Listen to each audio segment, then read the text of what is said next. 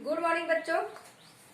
आज 10वीं के हिंदी में पाठ 5.3 शील के बरवैचन कवि शेषनाथ शर्मा शील।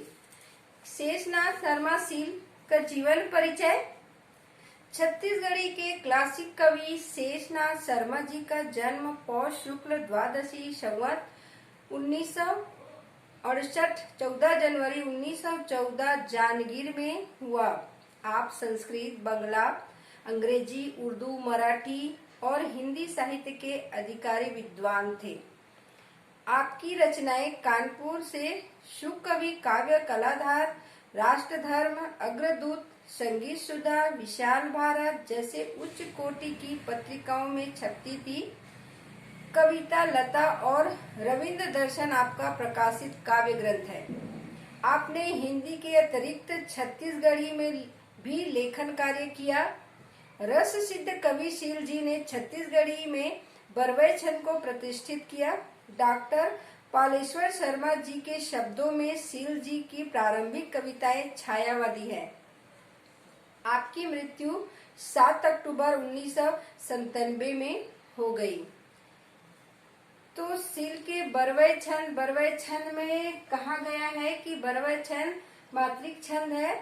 इसमें प्रथम और तृतीय चरण में 12 मात्राएं होती है और जो द्वितीय और चतुर्थ जो चरण होते हैं उसमें 7 मात्राएं होती है। तो ये बरवैछन बहुत कम लिखा जाता है। आधुनिक कवियों द्वारा तो कम ही लिखा जाता है। तो शेषनाथ शर्मा जी ने शील के बरवैछन की रचना छत्तीसगढ़ी में किया है। तो देखते हैं इसमें विदा के बेरा, जो लड़की जो है विदाई के समय, विदाई के बाद मैके में आना और उसके बाद ससुराल में जाना, इन सारी दशा, मनोदशा, उनकी मनो प्रवृत्ति जो होती है उनके बारे में कवि ने दर्शाया है। तो विदा के समय की जो स्थिति होती है, उनकी मन स्थिति होती है, उनका वर्णन किया गया है। तो शुष्कत आवत होही भैया मोर, छैया माँ डोल्हा लेहू अगोर, बहुत पिरोहिन ननकी बहिनी मोर, रो रो खोजत होही खोरन खोर। यहाँ पर लड़की जो है विदाई होते समय जब उसका डोला ले जा रहते होते हैं तो डोला ले जाने वाले कहार होते हैं, उनको कहती है लड़की कि मेरे जो भैया हैं वो मुझसे बहुत प्रेम करते हैं और वो मुझे नहीं देखेंगे तो इधर उधर ढूंढेंगे, तो कहीं पर मुझे जहाँ पर छाया हो वहां पर इस डोला को रख देना, उतार देना, ताकि मेरे भैया मुझे ढूंढते हुए यहाँ आए, क्योंकि वो मुझसे बहुत प्रेम करते हैं और मुझे नहीं देखने पर इधर उधर ढूंढेंगे और ढूंढते हुए इधर आएंगे, तो कहीं पर छाया देखकर इस डोला को उतार लेना। बहुत पिरोहिन ननकी बहनी मोर, रो रो खोजत होही खोरन खोर। तो उस पर भाई कहते हैं उसके कि मेरी जो बहन है, मेरी जो छोटी बहन है, बहुत ही मुझसे उनको लगाव है, प्रेम है, वो मुझे इधर उधर गली खोर, इधर उधर मुझे ढूंढ रही होगी। बहन कहती है कि मेरे भाई मुझे बहुत प्रेम करते हैं और मुझे नहीं देखेंगे तो इधर उधर ढूंढते हुए इधर आएंगे, तो डोला को कहीं पर छाया की जगह में उतार देना ताकि वो मेरे भैया मुझे ढूंढते आएंगे। पर भाई कहते हैं कि मेरी जो छोटी बहन है बहुत ही प्यारी है बहन, और वो मुझे नहीं देखेंगे तो उनका रो रो कर बुरा हाल हो रहा होगा, वो मुझे इधर उधर ढूंढ रही होगी, गली खोर यहाँ वहां ढूंढ रही होगी। तो ये है भाई की दशा और बहन की। दोनों विदाई के समय दोनों की जो मन स्थिति है, बिछड़ने में प्रेम जो दिखाया गया है, वो दोनों की स्थिति जो है बहुत ही प्रेम में भावुक है। तुलसी चौरा माँ देव शालिक राम, मैके ससुर पूरन करे काम। इसमें लड़की कहती है कि मैं तुलसी के चौरा में शालिक राम की स्थापना करूंगी। जो मुझे मैके और ससुराल, जो मैके और ससुराल दोनों के कर्तव्य को पूरा करने में मेरी सहायता करेंगे।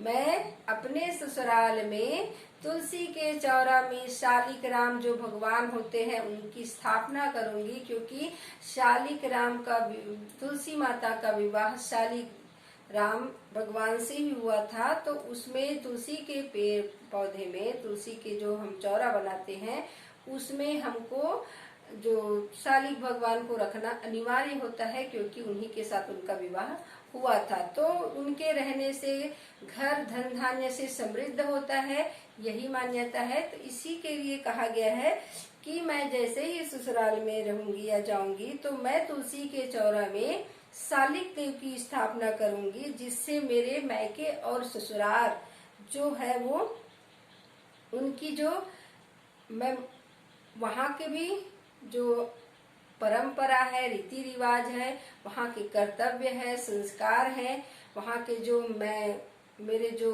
काम है वो सब मैं पूरा कर सकूं।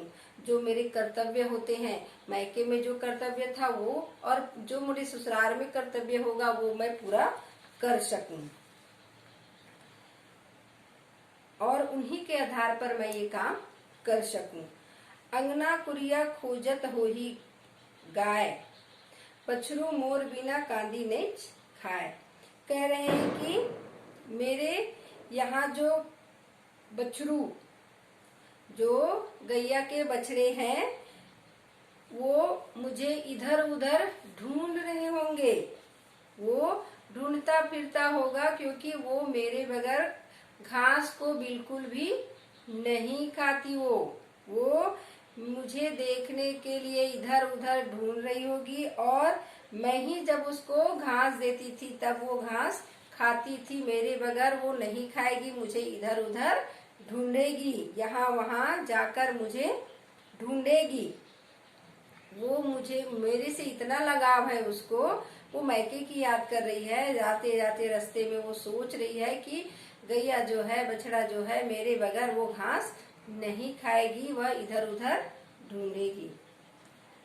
मोर सुरता माँ भैया दुख झन पाए, सुरर सुरर झन दाई रावय हाय। मुझे याद करके मेरे भैया को कोई दुख ना हो, वो रो रो कर दुखी मत हो, ना ही मुझे याद कर करके मेरी माता भी दुखी हो, वो सुखी रहे।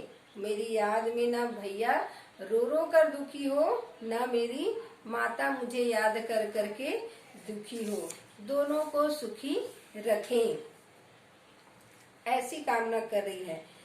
मेरी याद उनको, मेरे भैया को ज्यादा ना आए, मेरी याद में वो दुखी ना हो, और मेरी माँ भी मुझे याद कर कर ज्यादा ना रोए, ज्यादा दुखी ना हो। तिया जन्म के पोथी माँ दुई पान, मई के ससुर बीच माँ पातर प्राण। ये जो कह रहे हैं कि औरत का तो जन्म ही में, जन्म से ही लिखा रहता है, ये पुस्तक में लिखा है। उनका जो मैके और ससुराल के बीच में ये फंसी हुई पातर प्राण, फंसी हुई यह बेचारी, जो मैके का भी धर्म निभाती है और जाकर ससुराल में भी अपना कर्तव्य निभाती है, वो दोनों के बीच में फंसी रहती है। उनको दोनों जगह अपना कर्तव्य निभाना रहता है। मैके में भी मैके का कर्तव्य निभाना है, और ससुराल आने के बाद ससुराल में भी पूरे कर्तव्य उसको निभाना पड़ता है। दोनों के बीच में ये फंसी रहती है। दोनों का भी वो संस्कारिक होता है, क्योंकि उनको ही सब बांध के रखना है, उसी के अनुसार में वो बंधे रहते हैं। लोग उन्हीं के अनुसार फिर जैसे उनके कर्तव्य होते हैं उन्हीं को निभाते हैं, उनके अनुसार चलते हैं। तो ये दोनों कहते हैं कि औरत के ये जन्म का ये लिखा होता है कि दो जगह ससुराल और मैके में ये फंसी रहती है। इन औरतों का ये जन्म ही होता है दो जगह। तो सोचे तो दो घर होता है, नहीं तो दो घर भी नहीं होता। तो वो दोनों के बीच में ये फंसी रहती है, अपना कर्तव्य निभाती है। जो है वो मैके में जाएंगे तो मैके का कर्तव्य, ससुराल में जाएंगे तो ससुराल का कर्तव्य निभाती है। तो ये है विदा के समय की स्थिति कैसी मनोदशा होती है। जब विदाई होता है तो घर वाले की स्थिति होती है और लड़की की स्थिति होती है कि ससुराल जाते समय उसकी मनोदशा, मैके के प्रति क्या उसका रुझान है, ससुराल जाएगी तो ससुराल के प्रति क्या कर्तव्य होता है, वो मैके को कैसे याद करती है, ये दर्शाया गया है कि छोटी छोटी बातों को वो याद करते करते जाती है, रोते रोते जाती है और वहाँ के प्रेम को वो भूल नहीं पाती, अपने प्रेम को दर्शाती है। और छोटी छोटी प्रेम के साथ में, सबके साथ में रहते हुए वो क्या क्या नानान प्रकार के कार्य किए हैं वो सबको याद करते वो जा रही है। आगे हम देखेंगे कि वो जो है कैसे अपने विदाई के बाद ससुराल में रहती है तो मैके का याद आता है, और मैके में जब आती है तो ससुराल का याद कैसे करती है।